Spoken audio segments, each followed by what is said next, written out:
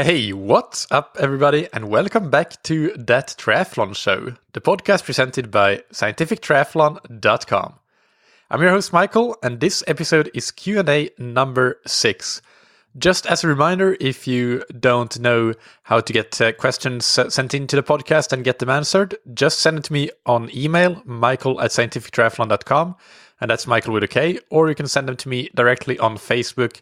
I have a Facebook Messenger widget on my website, scientifictriathlon.com, so you can just go to the website, and on any page you should see that widget in the bottom right corner, and you can submit your questions there.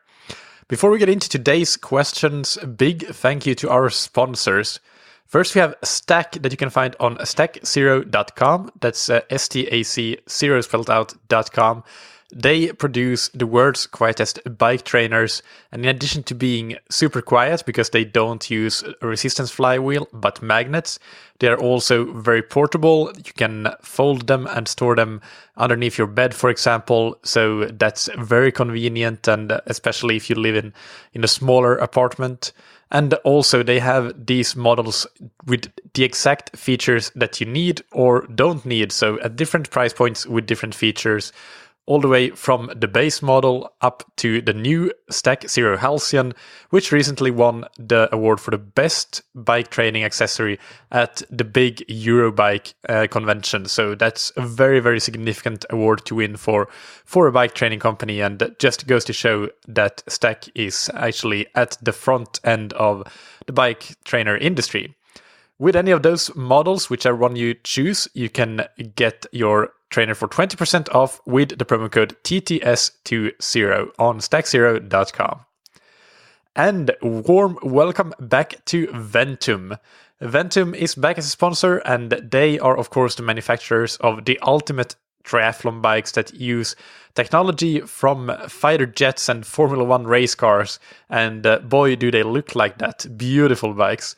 But in addition to being super fast, super aerodynamic, they are actually a lot easier to build, pack, and travel with than any other bike, which is an advantage that is often overlooked when it comes to, or a criterion that is often overlooked when it comes to selecting your bike. So definitely that's something to consider. They use standard components. It's very easy.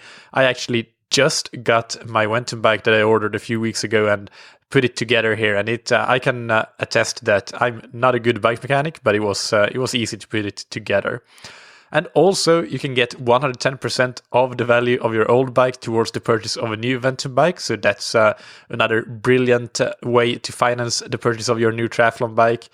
And you can use the promo code ThatTriathlonShow to get a free upgrade from training wheels to Edco Aerosport G065 race wheel when you order your Ventum bike on ventumracing.com. Note that this won't be shown on your order, but when you add that promo code ThatTriathlonShow, this will alert Ventum to make the adjustment to your order, so you will be getting those race wheels rather than the standard wheels. All right, so let's get into today's questions. First, we have Alex Higham from the United Kingdom, and he writes, "Hi Michael, having done pretty well in a handful of triathlons previously, I decided to take it to the next level and have set myself the challenge of qualifying for the GB middle distance age group team next year. I have a 2,000 British pounds Carbon Canyon Ultimate road bike. Am I putting myself at a serious disadvantage if I don't get a time trial bike? Do people ever qualify on normal racing bikes with aero bars clipped on? I heard I might do better on a hillier course, but what total elevation gain should I look for in a middle distance race, if that is true?" And then there's a bit more to the email, but that's essentially the question. So thank you for a question, Alex. As I wrote to you earlier, you can absolutely do it. The most important thing when it comes to aerodynamics is, after all, the rider and your position on the bike. So get a really good bike fit. That's the most important thing, and actually it means more than the bike, even if you get a bike as fast as a Ventum. But the rider, the bike fit is a prerequisite for being fast. It doesn't matter if you're on the fastest bike in the world. If you have a poor bike fit, you're not going to go fast. And a couple of anecdotal examples. I know that it's been a few years already, but both legends of the sport, Simon Lessing and Chrissy Wellington, are famous for having won several Ironman races on road bikes with just clip-on aero bars. And less famously perhaps, but personally I recently won the 25 to 29 age group in Ironman 70.3 Qashqai's on a road bike with clip-on aero bars. So I have some very recent experience myself from that. And as I said, now I'm buying a Ventum and I have it here, and I'm actually just waiting to go and do a bike fit on it before I'll start training on it. So definitely there is that advantage of having the triathlon bike, which is, it can be quite considerable, but at the same time, I can't complain having won my age group and qualified for Worlds. So you can do very, very well on a road bike with clip-on aero bars. And consider even that you can get quite a good set of aero bars, and that can help you get into a really good position if you have a good bike fit done. I only had the draft legal types of aero bars, which can only extend to your brake levers. So that's putting myself at an even more of a disadvantage when it comes to how I can position myself on the bike. But still, I managed to get pretty aerodynamic with the right bike fit and those short clip-on aero bars.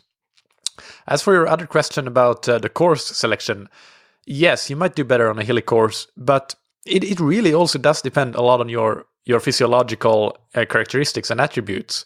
So on a hilly course, if you have a good power to weight, then that is definitely going to be to your advantage, especially on a road bike. But it is possible to get to a good power to aerodynamics, which would be the more important ratio when it comes to flatter races on a road bike. Again, it all comes back to that bike fit. So that is super important, but also your frame size, basically, not the bike frame, but your body frame.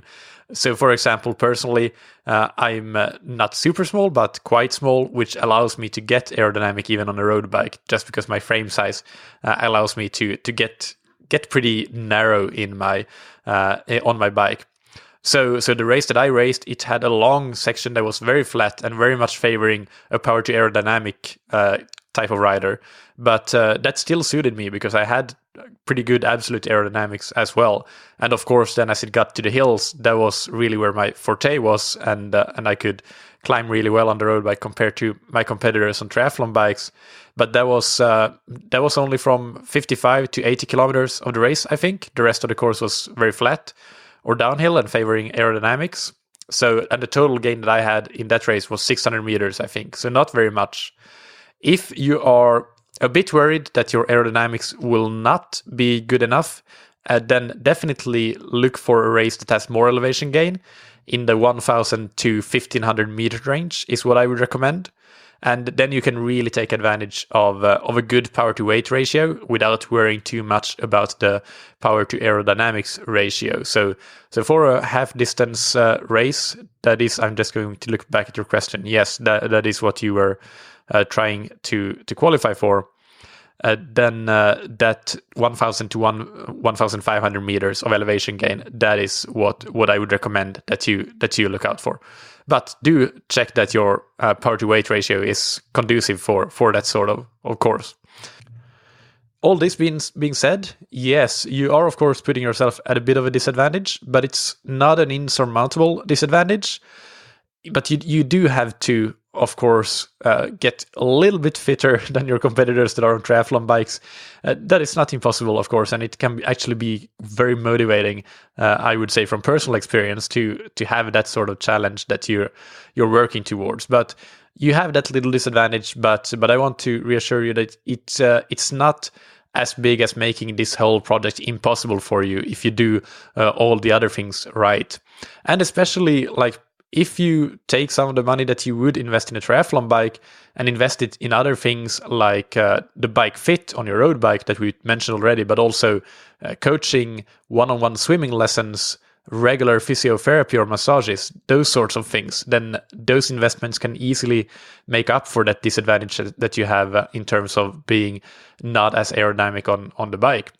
So good luck, Alex, and really I hope that you reach out to me when you are getting to your goal races and let me know how you go. I'm really eager to hear how it goes for you.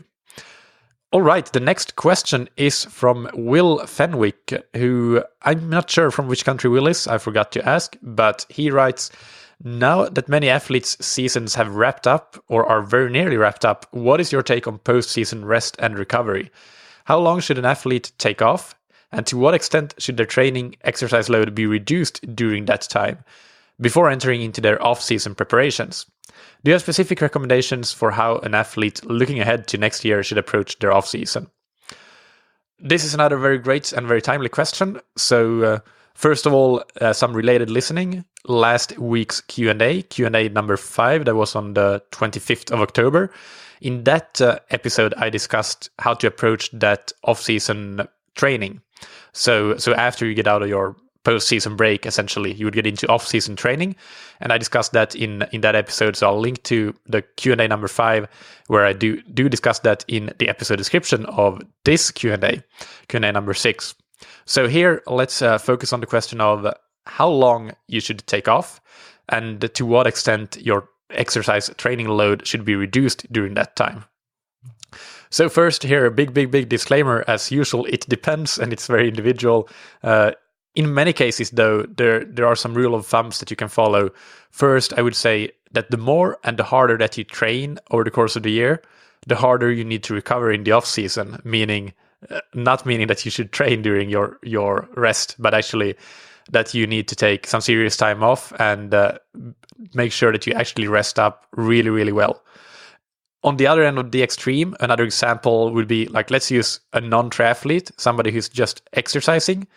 Like, for example, jogging 3 times per week. Do they need to take time off? Do they need to have an off season or post-season break? No, they don't. They can do that year round, no problem. And that's what they should do, because every human being should exercise a few times per week, or ideally a little bit every day. So those are some things to consider. How much have you been training and how hard have you been training over the course of the year? But in addition to the actual physical training that you do and have done, you also need to consider the mental toll that it takes on you. So for example, a very seasoned triathlete might be able to train 15 hours per week, and that may not be too much, neither physically or mentally. So they'll be fine with a short-ish post-season break and be completely ready, both mentally and physically, to get going again after that short break. Let's call it 2 weeks of or either complete rest or non-structured training. I'll get into this later. But on the other hand, somebody who's training, let's say 8 hours per week, but they have stepped it up from training only 5 hours per week the previous year, they have a serious increase in training load from one year to the next. And they may need, not necessarily physically, because if they have done this sort of training year round, they should be ready to get physically prepared in the same amount of time that 15-hour athlete. But mentally, they have started training a lot more, probably gotten quite a bit more serious about their training as well. So they may need more rest to really be mentally fresh and be full of motivation and eagerness to get going and get training again. So that is also very important to take into consideration. We're not just talking about the physical recovery, but also the mental recovery and regaining that eagerness to train again. So really, I think that you should take a break from all structured training for as long as you need to. And this is where the individual aspect comes into play. As long as you need to may vary a lot, but you should feel fully recovered physically, and you should also feel fully recovered mentally. And I also would say that the first day that you feel, now I really want to go out there and train again, I can't wait, please stop this post-season break agony. The first day that you feel that you think that, wait for 2 more days with no structured training. And then you get back to training to make sure that you really have an abundance of mojo to get going training. So I know that I haven't really answered your question yet, because I always think it's important to give examples and give some specifics. So here are some specific examples that will help you figure this out for yourself. I think that over the course of a year, having at least 2 weeks with no swim, bike, and run training is a minimum. I don't think it has to be 2 consecutive weeks in the postseason necessarily. You might make one of those non-swim, bike, run weeks in a mid-season break, for example. If you have a long season, that is a great strategy to do it. So that's something that I might apply with somebody who is training in America, in parts of America at least, where the weather is good, or in Brazil, where the season is really long. Whereas for somebody training in Finland, where the season is short, or Sweden, then that's a completely different story. They usually would not have, I actually would say that they have never had, under my coaching, had a mid-season break, but rather than those 2 weeks would come at the postseason. But somebody in California might have 1 week as a mid-season break and 1 or 2 weeks as a postseason break with absolutely no swimming, biking, and running. In this no swim, bike, and run training block, you can still and should still be moving. You can do a little bit of exercise, but I'll get to that a bit later. So that's the first rule, that I think that you should have 2 weeks in total over the course of the year with no swim, bike, and run training. And it can be more, and this depends on how much you train and how much recovery that you actually need. But in addition to these no swim, bike, and run weeks, I think that your postseason breaks, in general, it should be at least 2 weeks, but that might be just 1 week with absolutely no swimming, biking, and running. And the second week might be absolutely no structured training, but you do allow yourself to go for a short jog or a short bike ride if you really feel like it. Nothing long or nothing hard, just feel good exercising. And it can be swimming, biking, and running, or it can be something else. It can be going for a hike, it can be playing football, tennis, beer pong, or some other sport that you happen to like. And by the way, those just go out for some fun sporting activities, those you can do as well in the no swim, bike, and run week. You don't have to completely shut down and just lay on the couch, and I don't think that you should do that either. If your last season of the race, your last race of the season is what I meant to say, if that is an Ironman, then things are a bit different. Then I do think that you should have at least 2 weeks of absolutely no swimming, biking, and running. I think it's necessary, and possibly followed by 2 more weeks of no structured, very minimal training. That's because the Ironman just takes so much more out of you, both physically and also mentally. And similarly, if you've had a very long season with a lot of races and a lot of consistent and intense training, then I think the same thing applies with 2 weeks with no swimming, biking, and running, and 1 to 2 weeks of very minimal but optional non-structured training. So for example, here in Portugal, some of my teammates that are aspiring elite athletes have been training and racing at a very high and intense level from March until the end of October. So it's a very long season, and I know that they will have more or less a month with very little in terms of structured training, if anything, any structured training. To answer the question of to what extent your training should be reduced during that time and not necessarily be completely shut down, again, in the non-swim, bike, and run weeks, no swimming, no biking, and no running.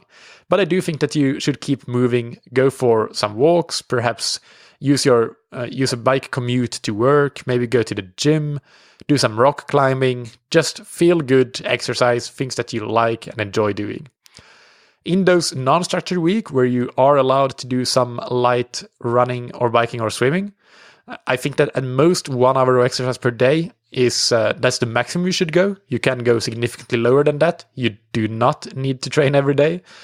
But to give you an example of what might be an appropriate week in that non-structured training week, for example, something like 1 swim of 45 minutes, 2 runs of 30 minutes, and 1 bike ride of 1 hour, and then 1 to 2 other exercise modalities that you just do for fun, like the tennis or rock climbing or whatever it is. So something like that might give you an idea, and perhaps add some mobility and core strength if you want to.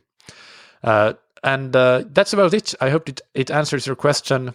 One more thing that I should mention, by the way, is that it is very important that you go into the postseason break with the right mindset. And the right mindset here is that taking this break and taking it seriously will make you faster. You need to recover fully, both physically and mentally, to then be able to take your training to the next level in the coming season. That's what you are doing. You have been building up, and doing a lot of training, a lot of racing, but also you have been sort of reducing your body's ability to absorb much more training load. Now you want to slightly reduce your fitness and again increase your body's responsiveness to training as you take your break. And if you do that and you make it a long enough break, not just 2 days, then your responsiveness will be at a higher level than it was. It's sort of a long-term adaptation to training. So do take that mindset that this is important in your process of becoming a faster triathlete and a better triathlete. But of course, I've also mentioned before that I think that for some age groupers, 2 long season breaks is a problem and something that's holding them back. So just take a moment to think about where you fall on the spectrum of taking 2 long breaks or not taking long breaks enough, or perhaps you are already taking your breaks just at the right amount. So think about that, use that awareness of your tendencies to find the right balance for you. Hope that you enjoyed these questions and found my answers useful and insightful. I have, before we go, a very exciting announcement to make. I have just launched a new training plan, and this is my intermediate 70.3 or half distance training plan. It's 16 weeks long, and on average it has 8.5 hours of training per week. Just as with my previous plan that I launched, the strength training plan, and probably with all future plans that I will launch, I want to reward the early adopters. So there is a launch promo, and that is 60% off the price of the training plan until Sunday, the 11th of November. So that's a great promo, and you can use the code LAUNCH60, that's LAUNCH60, at the checkout page on Training Peaks when you buy this plan. The link to the plan is in the episode description, or you can just go to scientifictriathlon.com, and in the training plans drop-down menu, you just click through to intermediate 70.3. And as I mentioned there, the plan is currently only available on Training Peaks, but as usual, I will make PDF versions as follows. And if you purchase on Training Peaks now, you will get that PDF version at no extra cost when it is ready.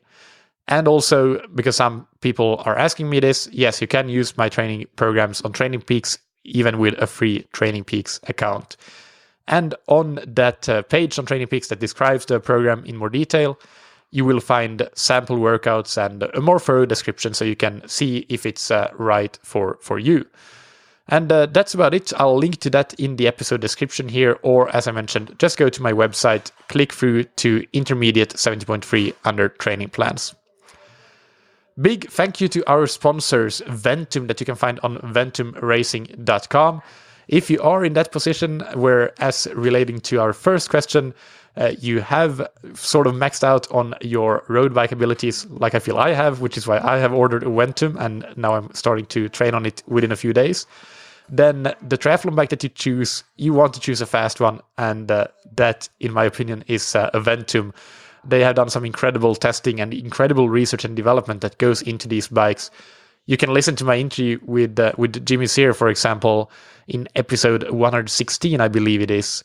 I'll link to it in the episode description as well, where he talks about how the research and development and how they go about developing the Ventum bikes, and it is very impressive. So you can rest assured that it's a very, very, very good bike, and you will not be disappointed with the speed they will bring you. And as I mentioned, you can get upgraded for free from training wheels to Edco Aerosport G065 race wheels when you order your bike on Ventum and use the promo code THATTRIATHLONSHOW, all one word, all caps. And a big thank you to Stack that you can find on stackzero.com. That's where you can check out the specifications for all the different bike trainer models. All of them are completely silent, all of them are portable and foldable, and for all of them you can get 20% off your order when you use the promo code TTS20 on stackzero.com. Thank you, as always, for listening. Keep training smart and keep loving triathlon.